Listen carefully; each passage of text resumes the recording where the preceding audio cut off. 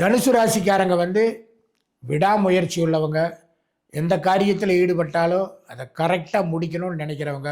தோல்வியை கண்டு துவண்டு போக மாட்டாங்க. தோத்துட்டேன் நானே அப்படின்னு சோர்ந்து உட்காந்துட மாட்டாங்க. ஒரு 10 நிமிஷம் உட்காந்தாங்கன்னா மறுபடி எந்திரிச்சு பழையபடி தன்னோட இதை சொல்கிறாங்கல்ல, குதிரை படுத்துச்சுங்க எந்திரிச்சது மறுபடியும் ஓடுதுங்கன்னா, அந்த மாதிரி தனுசு ராசிக்காரங்க அந்த விடாமுயற்சியும் கெட்டிக்காரத்தனமும் இருக்கிறவங்க. இவங்கள பொறுத்த வரைக்கும் தனுசு ராசிக்காரங்க கூட்டு தொழில் கொஞ்சம் இவங்களுக்கு என்றைக்குமே செட் ஆகி வராது. பார்ட்னர்ஷிப் போட்டு பண்ணுறாங்க அப்படின்னு சொன்னால் சரியாக வராது. ஏன்னா இவங்க சில நேரத்தில் ஏமாந்து போயிடுவாங்க. வரக்கூடிய பார்ட்னர் இவங்களை கவுத்துருவாங்க. அதில் இவங்க என்றைக்கே கவனமாக இருக்கணும். சொந்த தொழில் பண்ணுறக்கும் வேலைக்கு போகிறதுக்கு ரெண்டுமே சாமர்த்தியசாலிங்க. வேலைக்கு போகணுமா வேலைக்கு போவாங்க. சின்ன தொழிலில் போய் சேர்ந்து பெரிய அளவுக்கு முன்னுக்கு வரணுமா வந்துடுவாங்க.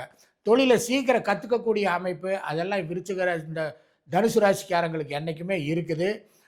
10ஆம் வீடு இவங்களுக்கு புதனோட வீடாக இருக்கிறதுனால வியாபாரத்தில் ஈடுபட்டாலும் கரெக்டாக பண்ணுவாங்க.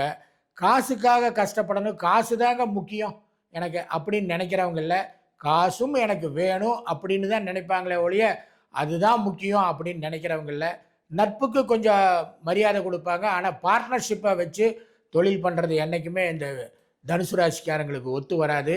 அதனால் இவங்க என்றைக்குமே எது பண்ணாலும் எலி விளையினாலும் தனி விளையங்கிற மாதிரி தன்னோட காரியத்தில் ஈடுபடுறது தான் இவங்க குணாதிசயம். அந்த மாதிரி தான் இவங்க என்றைக்கும் இருப்பாங்க. தாயார் மேலே கொஞ்சம் பாசப்பிணைப்பு இருக்கக்கூடியவங்க தனுசு ராசிக்காரங்க. ஆனால் எப்படிப்பட்ட சூழ்நிலையும் சமாளிக்கிற அந்த கெட்டிக்காரத்தனம் இவங்ககிட்டையும் இருக்குது. இந்த 12 ராசிகளுக்கும் உண்டான பொதுவான குணபலன்களை தான் நாங்கள் சொல்லியிருக்கிறோம். உங்களோட ராசிக்கு உங்களோட ஃப்யூச்சர் எப்படி இருக்கும் அதை பற்றி தெரிஞ்சுக்கணும் அப்படின்னு சொன்னால் கீழே இருக்கிற நம்பருக்கு ஃபோன் பண்ணுங்கள். எங்களோட டீம் உங்களை காண்டாக்ட் பண்ண. ஒரு சின்ன கட்டணம் தான், அதை செலுத்தி உங்கள் மனசில் இருக்கிற கேள்விகளுக்கு எல்லாமே சரியான பதிலை நீங்கள் தெரிஞ்சுக்கலாம்.